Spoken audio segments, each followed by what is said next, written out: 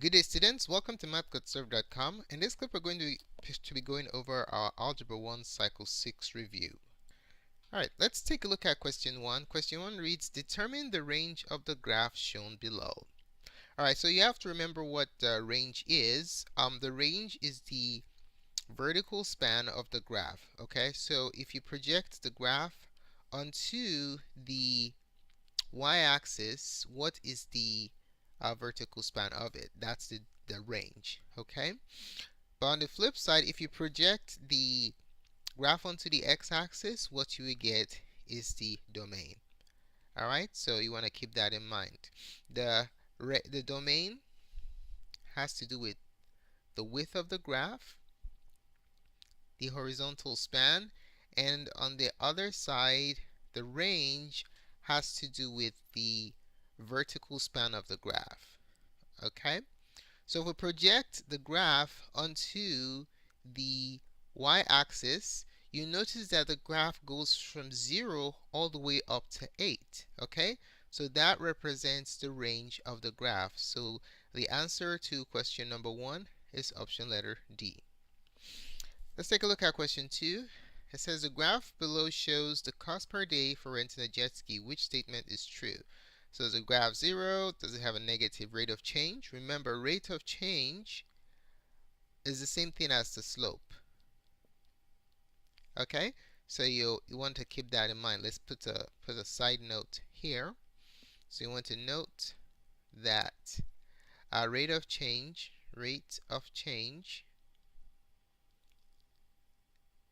is the slope. Alright, so is it 0, negative, positive? Is it cost 250 per day? Or is the slope of the graph 1? So we can use Mr. Slope Guy here to figure this out. So let's go ahead and sketch Mr. Slope Guy real quick. So we have going up is positive slope, going down is negative slope, a vertical line is undefined, and then a horizontal line is 0. Alright, so there goes Mr. Slope Guy.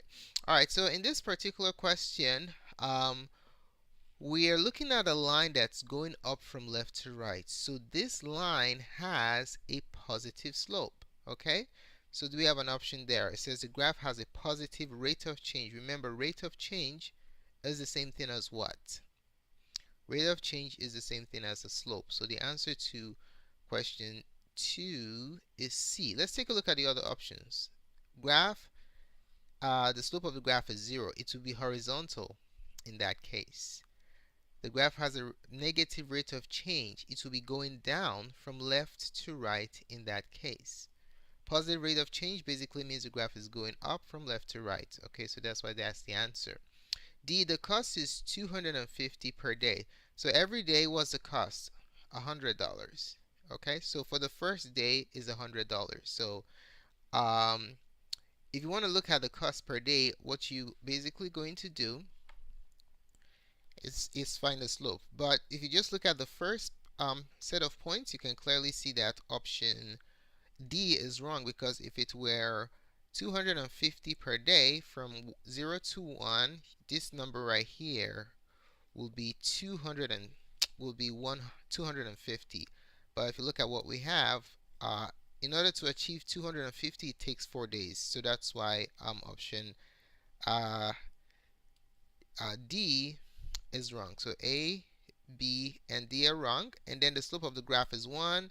You just use your rise over run to figure that out. So the run in this case is 1, and the rise is 100.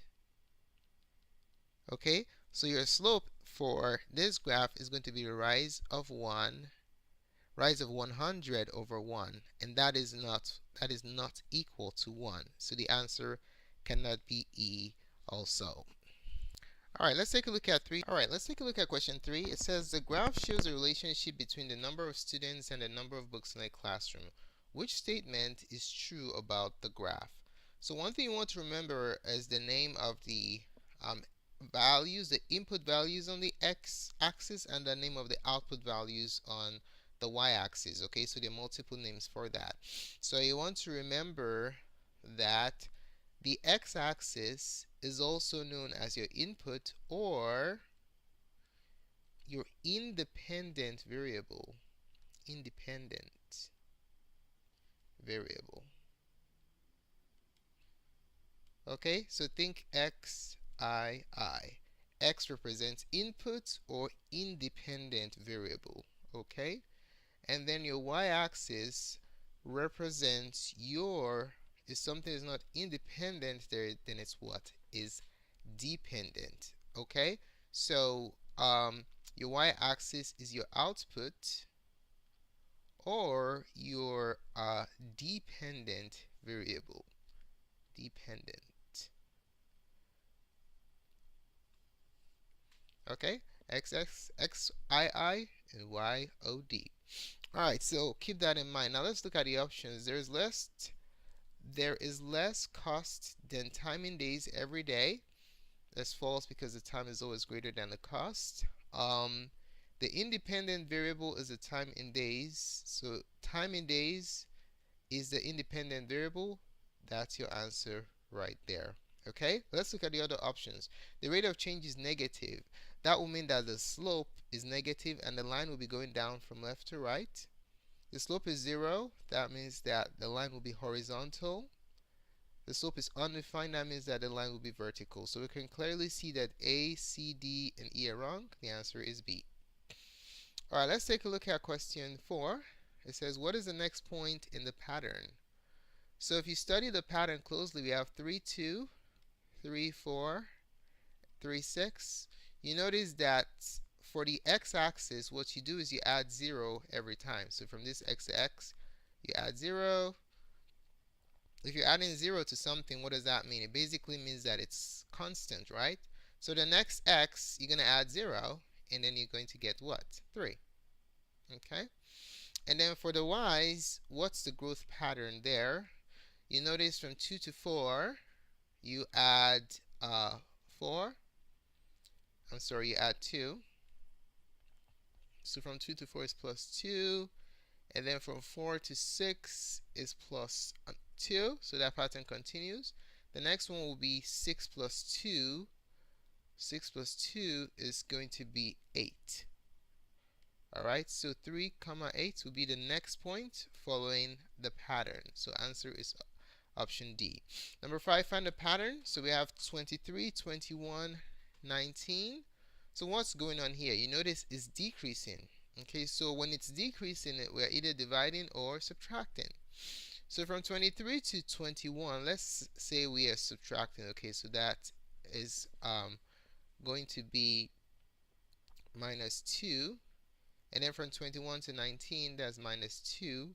From 15 to 13, that's minus 2. So the pattern is you subtract 2 every time. Alright, so when you subtract 2 from 19, what do you get? 19 minus 2 is 17. So your answer is option letter B. Alright, let's take a look at question 6. It says the graph shows the relationship between the age of a star in hundreds of years and the number of rocks it has. Alright, so question is which of these statements is true about the graph? So remember what we talked about concerning independent and dependent variables. Okay, so remember we said xii.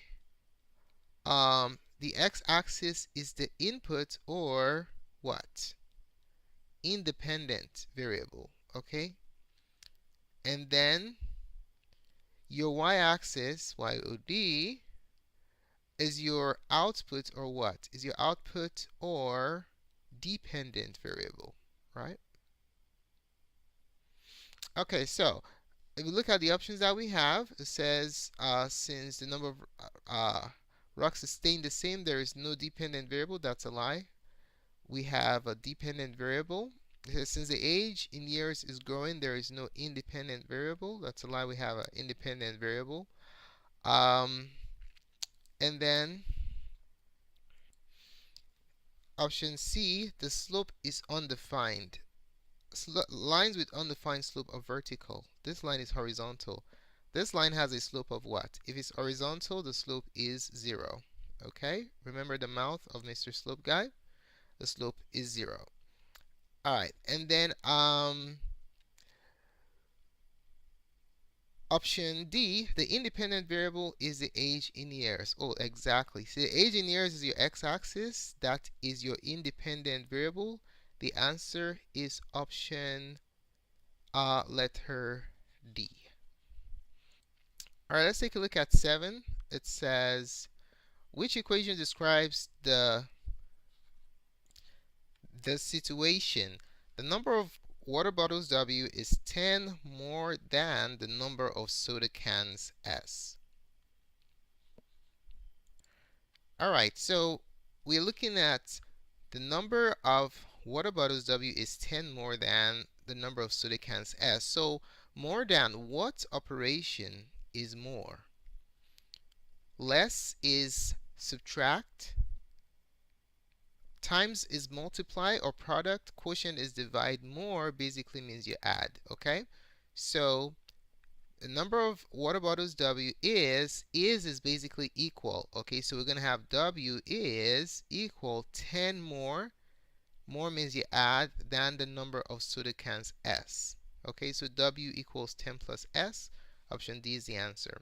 All right, number 8. What is the range of this function? The range basically is the set of what? X or Y?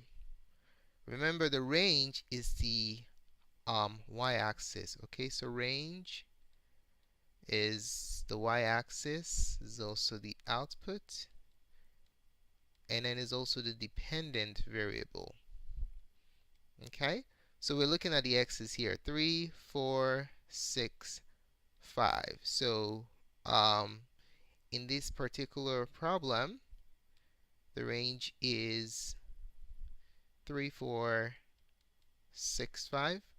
Option B is the answer.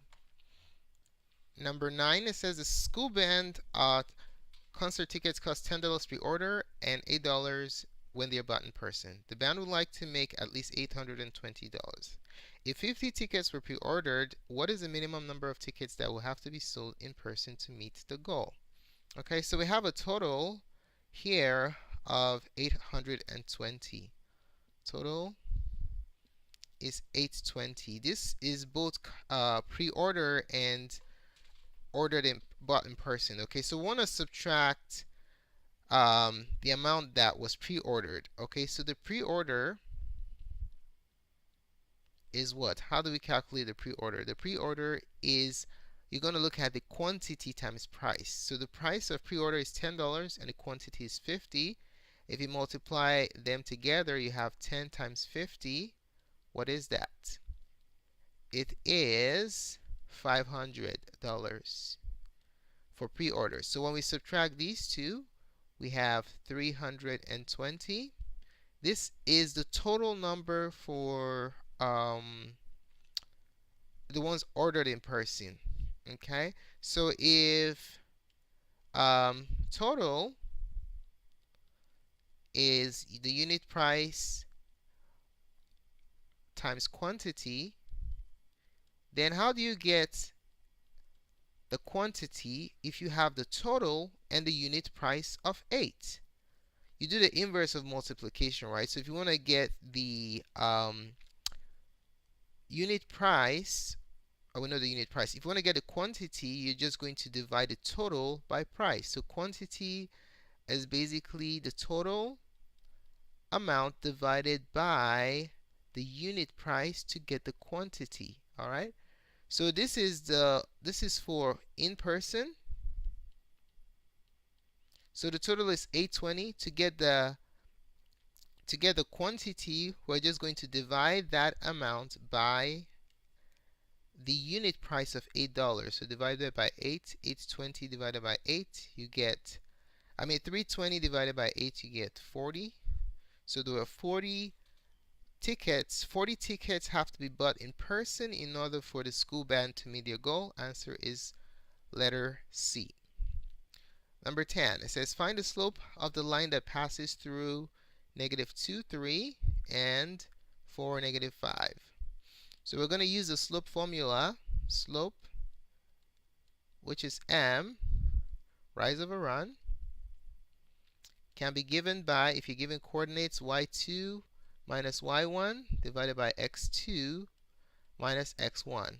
So the 1's represents the coordinates of the first point, and then the 2's represents the coordinates of the second point. So this will be x1, y1. Please label your points so you don't make mistakes. And this will be x2, y2. So our slope m is going to be y2 negative 5 minus y1 divided by x2, 4 minus, now be careful here, x1 is negative, so you have to put parentheses there. The numerator, using order of operations, signs are the same, you add and keep the sign. In the denominator, minus times minus, slash and dash. Positive, so it's 4 plus 2. And then you have negative 8 over 6. You reduce that by dividing the top and bottom by 2, since 2 goes, so divide the top by 2, divide bottom by 2, and your slope of the line that goes through these 2 points is going to be negative 4 over 3. Answer is C. Alright, let's take a look at number 11. It says find the slope of the line below. So let's draw Mr. Slope guy again. So we know a line going up from left to right is positive. A line going down from left to right is negative.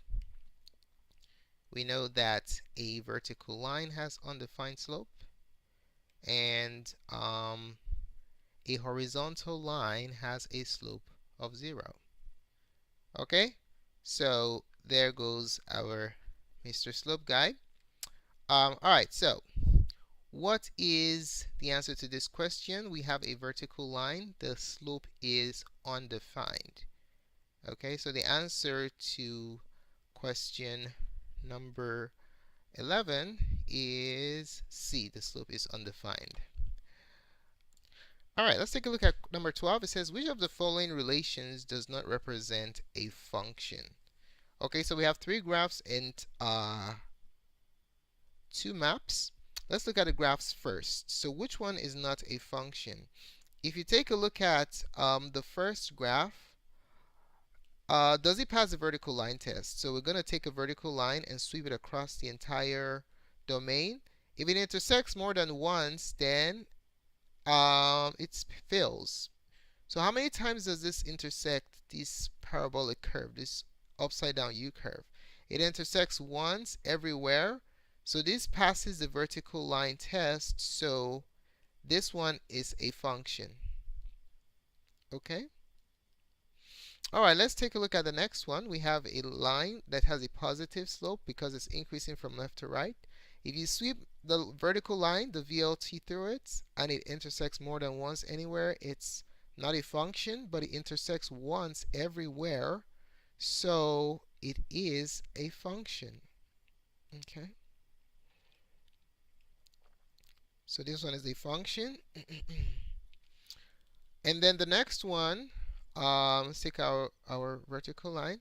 If it intersects this sideways facing U at any point more than once, then it's not a function.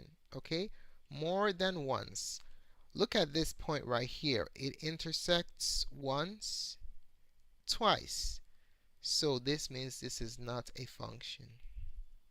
Okay? Alright, the next one, we have a map here. Now sometimes maps could be confusing, okay, to determine if it's a function or not. So what's a safe way to ensure that we get the right answer?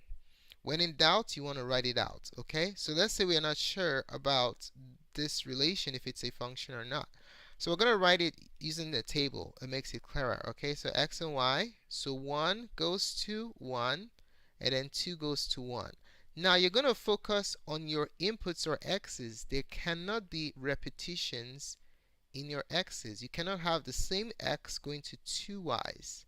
A function requires that every input goes to no more than 1 output. Okay, so if you look at this right here, there are no repetitions, no reps in the x's. So that means that it is a function. Okay? The repetition in the x's, it is a function. It is a function. All right, let's take a look at this one right here. Is it a function or not? Well, rather than take the risk, I'm just going to write it out to make sure that whatever whatever inclination I have concerning what it is, function or not, is actually correct. All right, so let's make ourselves a table. And then we have x and y. So 5 goes to 1 and 5 goes to 2. Are there repetitions in the x's? The answer is yes. You have one input going to two outputs. So what does that tell you?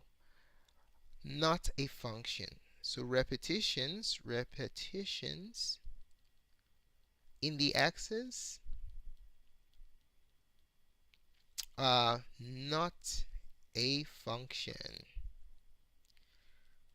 All right, so this is a fail, just like the third one is. Okay, so this is A, B, C, D, E. So in this question, option C and E are not functions. All right, let's take a look at number 13, the last one. This is an open-ended question. It says, if f of x is 2x plus 3, what is the meaning of f of 2? Find its value. All right, so let's do this. So let's say we have f of x. F of x is 2x plus 3. What you want to remember is the following formula. Okay? Formula you want to remember is that the f of the input is equal to your output. Okay? Alright, so what does this basically tell you? It tells you that when you input the x or independent variable into the function, what you're going to generate is your output. Let's apply that idea to this question. F of 2 means what? F of 2 means the output value you get when you substitute, that's one word, or what? Plug and chug, right? Or plug in the input of what? X equals 2. So 2 is the input, all right? When you plug in the input of x equals 2 into the function f of x, that is what f of 2 means. What you get when the input x equals 2 is plugged into the function f of x. Okay? Alright, so basically we're having f of 2 equals some kind of output value. The second question asks us to find what that value is. So if f of x is 2x plus 3, then f of 2 is going to be what you get when you plug in 2 into this function, into the x's. Okay, the x's are the spot for the inputs or independent variables. So we have 2 times 2 plus 3. 2 times 2 is 4. 4 plus 3 is what? 7. Okay, so this basically tells us that f of 2 is equal to 7. 7 is your output, or dependent. This is your output. And then your independent, or your input, is 2. Alright, so there goes our two answers for this question. So this is the first answer. And then the second answer, f of 2 is equal to 7. Thanks so much for taking the time to watch this presentation. Really appreciate it. If you found the contents of this tutorial helpful in your preparation for any algebra test or your Cycle 6 test, to give us a thumbs up. Your positive feedback is very valuable to us. If you have any questions or comments about the contents of this tutorial, just place it in the comment section below. Do not forget to subscribe to our channel for updates to other cool algebra tutorials such as this. More tools and support resources can be found at math.serve.com. Do check it out. Thanks again for watching and have a wonderful day. Goodbye.